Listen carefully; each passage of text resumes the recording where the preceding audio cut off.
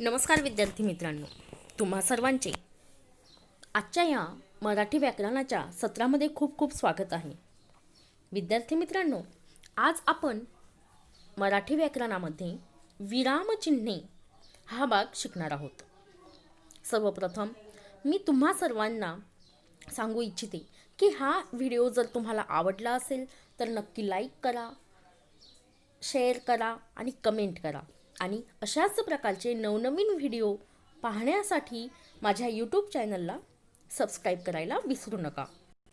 चला तर मग आता वळूया आजच्या आपल्या घटकाकडे. आणि आपला घटक आहे विरामचिन्हे.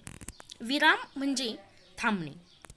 आणि मग विरामचिन्हांची गरज का आहे, विरामचिन्हे कशाला म्हणतात, ती कोणकोणती आहेत आणि ती आपण आपल्या रोजच्या व्यवहारामध्ये भाषा शिकताना ती कशा प्रकारे वापरत असतो, ते फक्त लिहितानाच वापरत असतो की बोलतानाही ते आपण वापरत असतो, ह्या साऱ्या गोष्टी आज आपण पाहणार आहोत.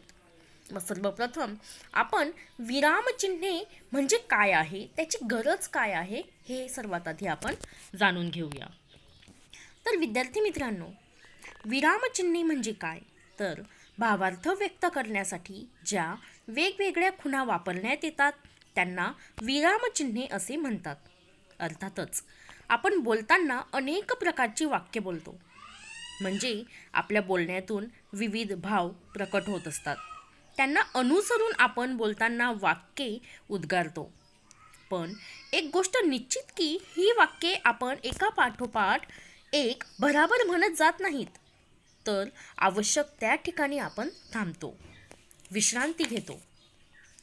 असे झाले नाही तर आपण बोलणाऱ्याला म्हणतो, अरे काय वाघ लागला आहे की काय तुझ्या पाठीमागे, जरा सावकाश बोल. मग हे सावकाश बोलणे केव्हा होते, तर आपल्या बोलण्यातला अर्थ नीटपणे दुसऱ्याला समजावा म्हणून आपण जेव्हा वेगवेगळ्या खुणा भाषेमध्ये वापरतो, कुठे थांबायचे, किती वेळ थांबायचे, वाक्यातून कोणता आशय व्यक्त करायचा, या सर्वच गोष्टींचा बोध भाषेतील विरामचिन्हांवरून होत असतो. आणि म्हणूनच ज्यावेळी आपल्याला भावार्थ व्यक्त करायचा आहे त्यावेळेस आपण ज्या ज्या वेगवेगळ्या प्रकारच्या खुणा वापरत असतो त्या सर्व खुणांना आपण विरामचिन्हे असे म्हणत असतो. आणि त्यातील काही खुणांना आपण अर्थबोधक चिन्हे असे सुद्धा म्हणत असतो. मग या मराठीमध्ये त्याचप्रमाणे इंग्रजीमध्ये किंवा हिंदीमध्ये सुद्धा ही विरामचिन्हे सारखी आहेत आणि त्यांचा वापरसुद्धा, त्यांचा उपयोगसुद्धा सारखाच आहे. फक्त हिंदी भाषेमध्ये पूर्णविराम हे बदललेलं आहे. आणि या विरामचिन्हांचा परिचय आपण आता करून घेऊया. सर्वात आधी आपण विद्यार्थी मित्रांनो विरामचिन्हांची तोंड ओळख करून घेऊया. सर्वप्रथम आहे पूर्णविराम. पूर्णविराम हा एक टिंब आहे जो वाक्याच्या शेवटी दिला जातो. पुढील आहे स्वल्पविराम. त्यानंतर अवतरण चिन्ह, ज्याचे दोन प्रकार आहेत. पहिला प्रकार म्हणजेच एकेरी अवतरण चिन्ह आणि दुसरा प्रकार म्हणजेच दुहेरी अवतरण चिन्ह. त्याचप्रमाणे पुढील प्रकार आहे अर्धविराम, त्यानंतर अपूर्णविराम, त्याचप्रमाणे प्रश्नचिन्ह, उद्गारवाचक चिन्ह, संयोग चिन्ह, स्पष्टीकरण चिन्ह, ज्यालाच अपसारण असं सुद्धा म्हटलं जातं. आणि शेवटचा आहे कंस. हा कंस आपण सर्वात जास्त गणितामध्ये वापरत असतो. चला तर मग आता आपण प्रत्येक विरामचिन्हाची सखोल माहिती घेऊया. तर विद्यार्थी मित्रांनो, आपलं पहिलं विरामचिन्ह आहे पूर्णविराम. इथे पूर्णविराम हा दर्शविण्यात आलेला आहे. आपल्याला व्यक्त करावयाचा विचार जेव्हा आपण पूर्ण करतो तेव्हा आपण पूर्णपणे थांबतो. त्या ठिकाणी दिल्या जाणाऱ्या चिन्हास पूर्णविराम असे म्हणतात. म्हणजेच ज्यावेळेस आपल्याला आपल्या मनातील भावना किंवा आपल्याला जो विचार व्यक्त करायचा आहे तो आपण पूर्ण व्यक्त करत असतो आणि तो व्यक्त केल्यानंतर आपण थांबतो, आपण पुढे बोलत नसतो. आणि मग ज्यावेळी आपण थांबतो त्यावेळीच लिहिताना त्या ठिकाणी दिल्या जाणाऱ्या चिन्हास पूर्णविराम असे म्हणतात. याचे चिन्ह असे आहे, म्हणजेच फक्त हा टिंब आहे आणि तो वाक्याच्या शेवटी दिला जातो. अर्थात केवळ वाक्य, संयुक्त वाक्य किंवा मिश्र वाक्य ज्या ठिकाणी संपते त्या ठिकाणी पूर्णविराम देतात. उदाहरणार्थ, सचिन क्रिकेट खेळतो. आता इथे सचिन क्रिकेट खेळतो हा एक विचार किंवा मनातील आपली जी माहिती होती ती आपण देऊन संपलेली आहे आणि आपण आता थांबलो आहोत आणि म्हणून लिहिताना आपण सचिन क्रिकेट खेळतो यासाठी इथे आपण पूर्णविराम दिलेला आहे. पुढील वाक्य आहे, भारत माझा देश आहे. इथे देखील आपण वाक्य संपल्यानंतर आहे या शब्दानंतर क्रियापदानंतर आपण पूर्णविराम दिलेला आहे. मी इयत्ता 8वीत शिकत आहे. विद्यार्थी मित्रांनो, त्याचप्रमाणे पूर्णविरामाचा अजून एक वापर आहे आणि तो वापर असा आहे की शब्दांचे संक्षिप्त रूप लिहिण्यासाठी आद्याक्षरापुढे पूर्णविराम देखील देतात. जसे उदाहरणार्थ, भा पूर्णविराम, प्र पूर्णविराम, से पूर्णविराम. यालाच आपण थोडक्यात म्हणू शकतो भा प्र से. परंतु भा प्र से हा एक शब्द नाही, तर ते संक्षिप्त रूप आहे ज्याचा विस्तारित रूप होतो भारतीय प्रशासकीय सेवा. मग यामधील भारतीयमधील भा, प्रशासकीयमधील प्र आणि सेवामधील से ह्या शब्दांमधील आद्याक्षर म्हणजेच काय, पहिलं अक्षर. मग या पहिल्या अक्षरांना घेऊन त्यांना संक्षिप्त रूपात लिहून दाखवण्यासाठी पूर्णविरामाचा वापर केला जातो. जसेच B.R. आंबेडकर. मग B.R. आंबेडकर यासाठी इथे देखील नाव लिहिण्यासाठी हे पूर्णविरामाचा वापर केला जात असतो. आता पुढील विरामचिन्ह आहे स्वल्पविराम. स्वल्पविराम इथे अशा प्रकारे दर्शविण्यात आलेलं आहे. अनेक सारखे शब्द जवळ येतात. ते समान योग्यतेचे असतात. त्यांच्यात वेगळेपणा अर्थाच्या दृष्टीने थांबून दाखवणे आवश्यक असते. तेव्हा अशा प्रत्येक शब्दानंतर अशा प्रकारची खूण वापरतात. तिला स्वल्पविराम असे म्हणतात. विद्यार्थी मित्रांनो, की समान योग्यतेचे शब्द ज्यावेळेस एकाच वाक्यामध्ये येत असतील, एकाच माहितीमध्ये येत असतील, तर अशा वेळी या वेगवेगळ्या शब्दांचा अर्थाच्या दृष्टीने थांबून दाखवणे त्यांना आवश्यक असते. कारण आपण भरभर ही शब्द बोलत गेलो तर या शब्दांना कोणत्याही प्रकारचा किंवा त्या माहितीला कोणत्याही प्रकारचा अर्थ उरत नाही आणि म्हणून आवश्यक तिथे थांबण्यासाठी स्वल्पविराम देण्यात येत असतो. मग हा स्वल्पविराम कोठे वापरावा याचे देखील आपले नियम आहेत. मग वाक्यात थोडेसेच थांबायचे असेल किंवा नाम, सर्वनाम, विशेषण, क्रियापद इत्यादी एकाच जातीचे अनेक शब्द किंवा अनेक वाक्ये आल्यास स्वल्पविराम वापरावा. जसे आता नामे. नाम आपल्याला माहीतच आहे की एखाद्या विशिष्ट व्यक्तीला, वस्तूला, स्थानाला दिलेल्या नावाला नाम असे म्हणतात.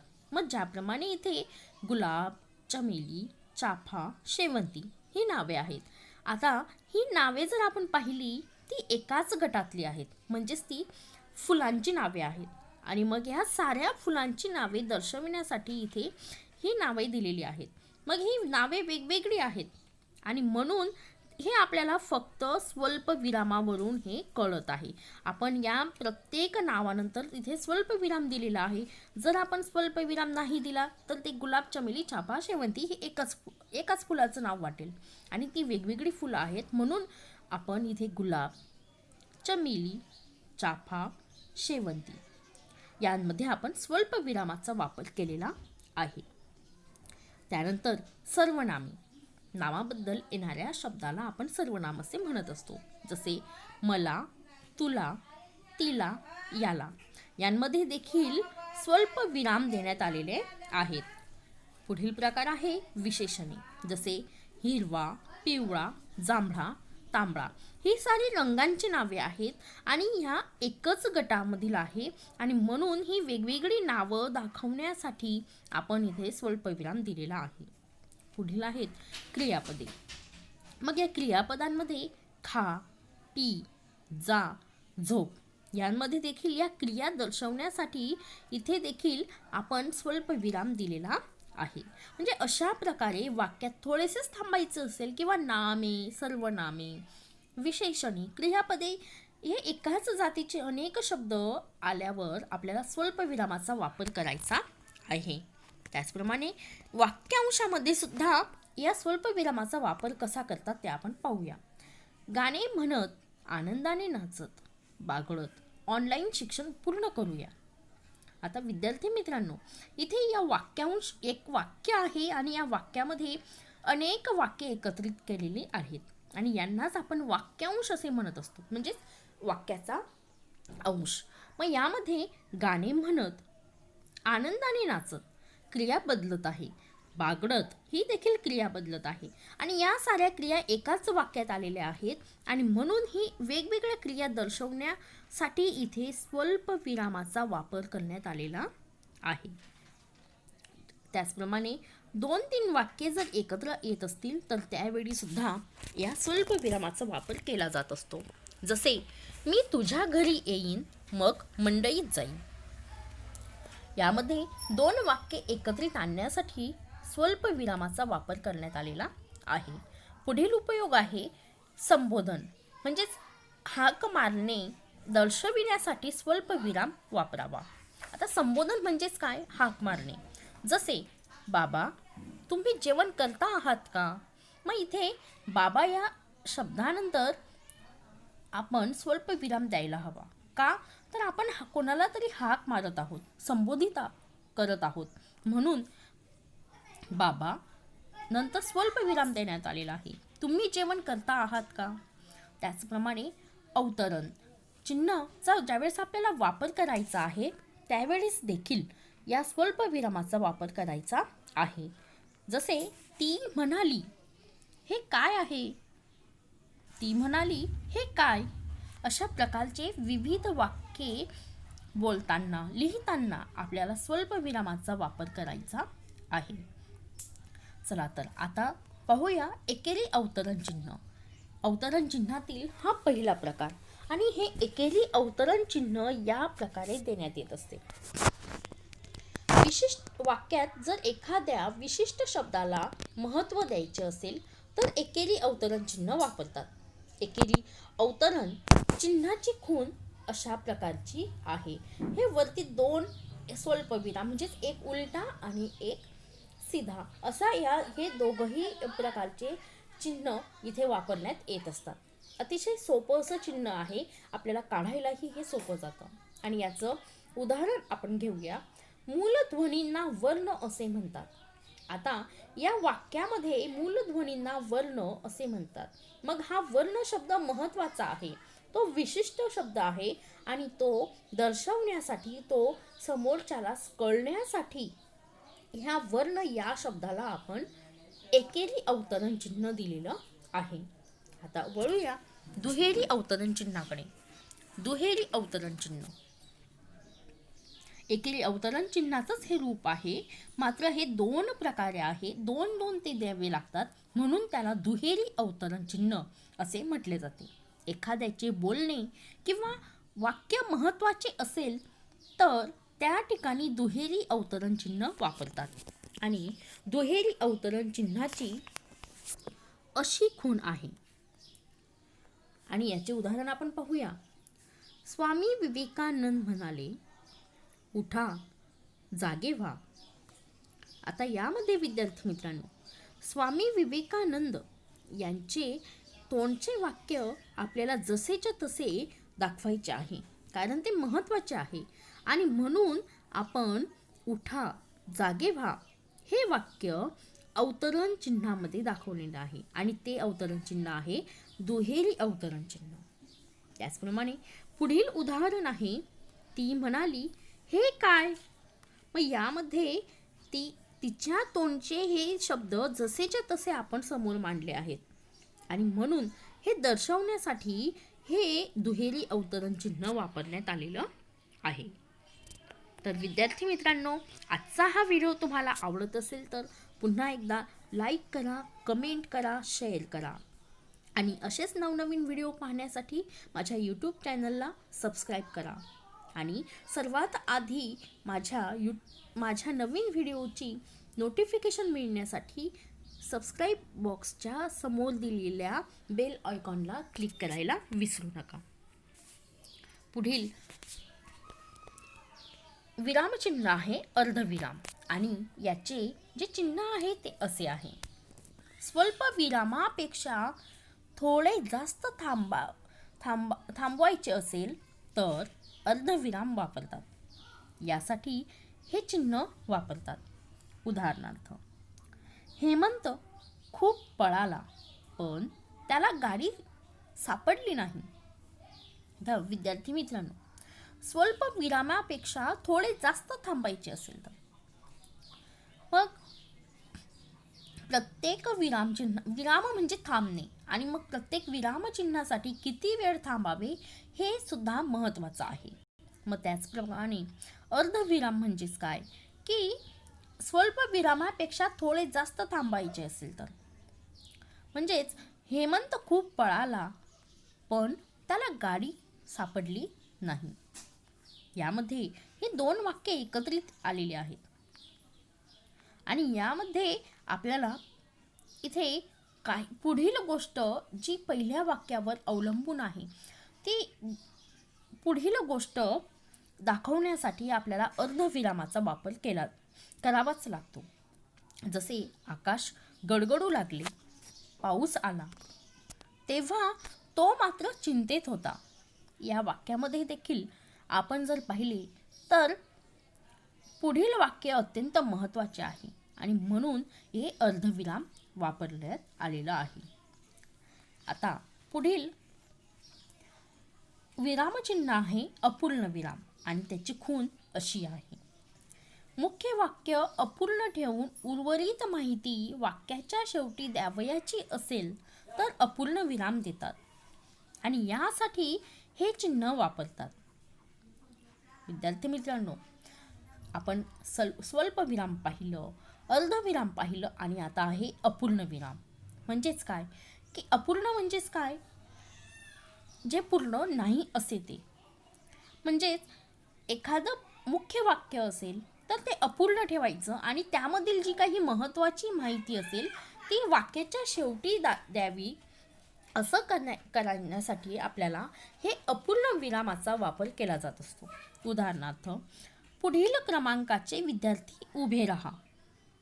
आता यामध्ये पुढील क्रमांकाचे विद्यार्थी उभे राहा, इथे आपण क्रमांक घेतलेच नाहीत. जर आपण क्रमांक घेतले असतील पुढील या शब्दाच्या ऐवजी तर मात्र आपल्याला हे पूर्ण विराम आपल्याला इथे द्यावा लागला असता आणि म्हणून मग पुढील क्रमांकाचे विद्यार्थी उभे राहा आणि मग अपूर्ण विराम इथे देण्यात आला. त्यानंतर 20, 24, 27, 30 अशा प्रकारे अपूर्ण विराम आपल्याला वापरायचे आहे.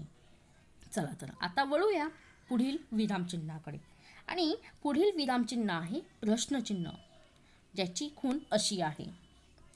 प्रश्नार्थक वाक्याच्या शेवटी अर्थातच प्रश्न विचारण्यासाठी किंवा चौकशी करण्यासाठी प्रश्नचिन्ह वापरतात आणि यासाठी हे चिन्ह वापरतात.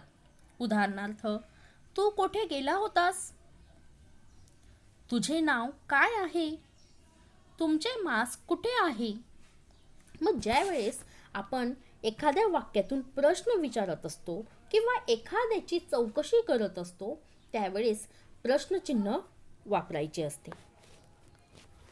पुढील विरामचिन्ह आहे उद्गारवाचक चिन्ह आणि या चिन्हाची खूण अशी आहे. मनातील विविध भाव व्यक्त करताना आपण एकदम उत्स्फूर्तपणे बोलतो. आपल्या तोंडून एकदम उद्गार बाहेर पडतात. तेव्हा या चिन्हाचा म्हणजेच उद्गारवाचक चिन्हाचा वापर केला जातो आणि यासाठी असे चिन्ह वापरतात. उदाहरणार्थ, बाप रे, केवढा मोठा साप. अरे रे, बिचाऱ्याला कोरोना झाला. शाब्बास, तू नेहमी मास्क वापरतोय. अरे वा, तू कोरोनाला हरवलंस. म्हणजे अशा प्रकारे आपल्या मनातील भावना, आपल्या मनातील भाव म्हणजेच कोणते? दुःखद भाव, आनंद, हर्ष, नंतर रोमांच, त्यानंतर एखाद्याबद्दलची किळस वाटणे किंवा दुःख वाटणे, अशा अनेक भाव आपल्या मनामध्ये निर्माण होत असतात. आणि या भावांना दाखवण्यासाठी उद्गारवाचक चिन्हाचा वापर केला जात असतो. अरे वा, तू कोरोनाला हरवलंस या वाक्यामध्ये अरे वा या शब्दामुळे आपल्याला त्या समोरच्याचं कौतुक वाटत आहे आणि कौतुक वाटणे हा देखील आपल्या मनातील भाव आहे. आणि म्हणून इथे उद्गारवाचक चिन्ह वापरण्यात आलेलं आहे. अतिशय सुंदर असं हे उद्गारवाचक चिन्ह आहे. आणि आपण जर शब्दांच्या जाती जर आपण आठवल्या तर त्यामधील शेवटची आणि सर्वांना आवडणारी शब्दांची जात आहे केवल प्रयोगी अव्यय, ज्यामध्ये या उद्गारवाचक चिन्हाचा आपल्याला अधिक सुरेखरित्या अभ्यास करता येऊ शकतो. चला तर मग आता वळूया पुढील चिन्हाकडे. आणि पुढील चिन्ह आहे संयोग चिन्ह. आणि त्याची खूण अशी आहे. वाक्य लिहिताना एखादा शब्द अपूर्ण लिहिला गेल्यास तो पुढील ओळीत पूर्ण करण्यासाठी संयोग चिन्ह वापरतात. विद्यार्थी मित्रांनो, आपण वहीमध्ये लिहित असतो किंवा आपल्या फळ्यावर लिहित असतो, पाटीवर लिहित असतो, तर त्यावेळेस एखादं वाक्य लिहिताना किंवा एखादा शब्द लिहिताना जागा कमी पडली किंवा तो अपूर्ण लिहिला जात असतो, तर मग त्यावेळेस तो अपूर्ण शब्द, काही मुलं काय करतात की तो अपूर्ण शब्द लिहितच नाही. मग हा अपूर्ण शब्द पूर्ण करणं अत्यंत गरजेचं असतं. आणि मग हा अपूर्ण शब्द लिहिण्यासाठी आपण अर्धा शब्द वर आणि अर्धा शब्द खाली लिहित असतो. पण मात्र हा शब्द एकच आहे हे दर्शवण्यासाठी जे आपण डॅश करत असतो, जी रेष आपण देत असतो, त्या रेषेला संयोग चिन्ह असे म्हणत असतात. तसेच दोन शब्द जोडण्यासाठी देखील संयोग चिन्हाचा वापर केला जात असतो. दोन शब्द जोडण्यासाठी म्हणजेच युग्म शब्द जोडण्यासाठी आपण या संयोग चिन्हाचा वापर करू शकतो. आणि यासाठी हे चिन्ह वापरतात. उदाहरणार्थ, राजा राणी हे दोन शब्द इथे जोडण्यात आलेले आहेत. गुण दोष. किंवा एक वाक्य इथे देण्यात आलेलं आहे. मी दीपस्तंभला गेलो पण जगदीश भेटला नाही. या वाक्यामध्ये देखील इथे संयोग चिन्हाचा वापर करण्यात आलेला आहे. चला तर मग आता वळूया पुढच्या विरामचिन्हाकडे. आणि पुढील विरामचिन्ह आहे स्पष्टीकरण चिन्ह. एखादी कल्पना स्पष्ट करताना किंवा वाक्यातील विचार पुढे मांडण्याची गरज भासल्यास स्पष्टीकरण चिन्ह वापरतात. आणि यासाठी हे चिन्ह वापरतात. त्याचप्रमाणे बोलता बोलता विचार मालिका तुटल्यास देखील या चिन्हाचा वापर केला जातो. उदाहरणार्थ, तो मला दिसला पण इथे विचार मालिका तुटलेली आहे. पुढील शब्द बोलणाऱ्याने स्पष्ट केले नाहीत आणि म्हणून यासाठी हे चिन्ह वापरले जाते. त्याचप्रमाणे एखादी कल्पना स्पष्ट करण्यासाठी किंवा वाक्यातील विचार पुढे मांडण्याची गरज आहे त्यावेळेस देखील हे स्पष्टीकरण चिन्ह वापरले जाते. जसे, तो विद्यार्थी ज्याने नेहमी मास्क वापरलेले आहे तो कोरोनापासून वाचला आहे. म्हणजे इथे या विद्यार्थ्याबद्दल माहिती या चिन्हामुळे या वाक्यात स्पष्ट करण्यात आलेली आहे. आणि मग हे वाक्य अशा प्रकारे पूर्ण झालेले आहे. आता वळूया पुढच्या विरामचिन्हाकडे. आणि पुढील विरामचिन्ह आहे कंस. गणितातील सर्वात महत्त्वाचं हे एक चिन्ह आहे. एखाद्या शब्दाचा अर्थ लिहिण्यासाठी किंवा त्याचा समानार्थी शब्द लिहिण्यासाठी कंसचा वापर केला जातो. यासाठी हे चिन्ह वापरतात. उदाहरणार्थ, चोराला दंड किंवा शिक्षा ठोठावण्यात आला. आता यामध्ये दंड आणि शिक्षा हे दोघेही समानार्थी शब्द आहेत. मग या शब्दाचा अर्थ इथे अधिक स्पष्ट करण्यासाठी आपण शिक्षा हा शब्द कंसामध्ये टाकलेला आहे आणि अशा प्रकारे आपण कंसाचा वापर केलेला आहे. विद्यार्थी मित्रांनो, अशा प्रकारे ही सारी विरामचिन्हे आपण अभ्यासली आहेत. इथे या छोट्याशा टेबलमध्ये ही सारी विरामचिन्हे आपल्याला एका दृष्टिक्षेपामध्ये पाहता येतील. जसे चिन्हाचे नाव, चिन्ह केव्हा वापरतात आणि त्याचे उदाहरण कसे आहे, हे साऱ्या गोष्टी या चित्रामध्ये देण्यात आलेल्या आहेत. जसे प्रश्नचिन्ह, त्याचे चिन्ह समोरच आहे. त्यानंतर प्रश्न हे कधी वापरतात, तर हे प्रश्नार्थक वाक्याच्या शेवटी. उदाहरणार्थ, तुम्ही कधी आलात, शाळा कधी उघडणार, हा प्रश्न सर्वांनाच पडत आहे. त्यानंतर पूर्णविरामाचे चिन्ह कधी वापरतात, तर वाक्य समाप्ती दाखवण्यासाठी आणि दुसरं शब्दांचा संक्षेप दाखवण्यासाठी. उदाहरणार्थ, ती कोरोनामुक्त झाली. पुल म्हणजेच पुरुषोत्तम लक्ष्मण. अर्धविराम चिन्ह, दोन छोटी वाक्ये उभयान्वयी अव्ययांनी जोडली गेली असताना. ज्यावेळेस दोन छोटी वाक्ये उभयान्वयी अव्ययांनी जोडली जातील त्यावेळेस. उदाहरणार्थ, रामने खूप जपले पण शेवटी त्याला कोरोनाची लागण झालीच. स्वल्पविराम चिन्ह आणि वापर लागोपाठ एकाच जातीचे शब्द दर्शवण्यासाठी आणि दुसरा वापर आहे संबोधन दर्शविण्यासाठी. जसे जिद्दी, मेहनती व कष्टाळू लोकांना असाध्य काहीच नाही. आणि दुसरं उदाहरण आहे कोरोना जातोस की नाही. अपूर्णविराम चिन्ह, वाक्याच्या शेवटी तपशील द्यायचा असल्यास. उदाहरणार्थ, पुढील शहरात सध्या काळजी घेण्याची अत्यंत गरज आहे. जळगाव, पुणे, सांगली, सातारा, नागपूर. उद्गारवाचक चिन्ह उत्कट भावना व्यक्त करणाऱ्या शब्दाच्या शेवटी. जसे अरे रे, तो पळून गेला. शाब्बास, छान काम केलेस. एकेरी अवतरण चिन्ह, वाक्यात महत्त्वाचा शब्द दर्शवण्यासाठी याचा वापर केला जातो.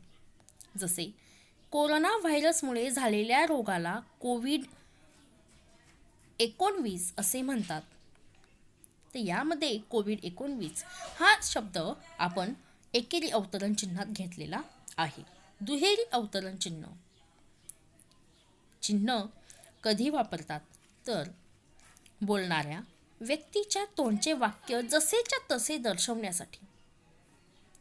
उदाहरणार्थ, ती म्हणाली, मला कोविड-19ची लागण झाली होती. डॉक्टर म्हणाले, या पूर्णपणे बऱ्या झाल्या आहेत. संयोग चिन्ह वापर दोन शब्दांना जोडताना किंवा ओळीच्या शेवटी शब्द अपुरा राहिलास. उदाहरणार्थ, विद्यार्थी सदन. दुसरं उदाहरण आहे, मी तिथे गेलो पण त्या दवाखान्यात खूप गर्दी होती. आता इथे दवाखान्यात हा शब्द पूर्णपणे लिहिला नाही गेला आणि म्हणून तो अर्धा शब्द खाली लिहिला आहे आणि हे दाखवण्यासाठी इथे संयोग चिन्ह वापरण्यात आलेलं आहे. स्पष्टीकरण चिन्ह बोलता बोलता विचार मालिका तुटल्यास.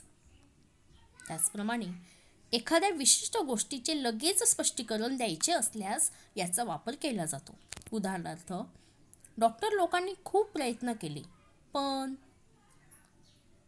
दुसरं उदाहरण आहे, ती लोक जी खूप मेहनत घेतात ती कधीच अपयशी ठरत नाहीत. आणि शेवटचं विरामचिन्ह आहे कंस. एखाद्या शब्दाचा अर्थ लिहिण्यासाठी. जसे चोराला दंड किंवा शिक्षा ठोठावण्यात आला. अशा प्रकारे विद्यार्थी मित्रांनो, आज आपण विरामचिन्हांचा अभ्यास केलेला आहे आणि ही विरामचिन्हे आपल्याला फक्त एकाच इयत्तेपुरता मर्यादित नाहीत, तर हे आपल्याला आयुष्यभर लेखन कामासाठी, आपलं भाषण कामासाठी देखील या साऱ्या चिन्हांचा वापर करणं अत्यंत गरजेचं आहे. आणि म्हणून ही सारी विरामचिन्हे तुम्ही लक्षात ठेवायची आहेत. धन्यवाद. आता भेटूया पुढच्या पाठाच्या वेळी.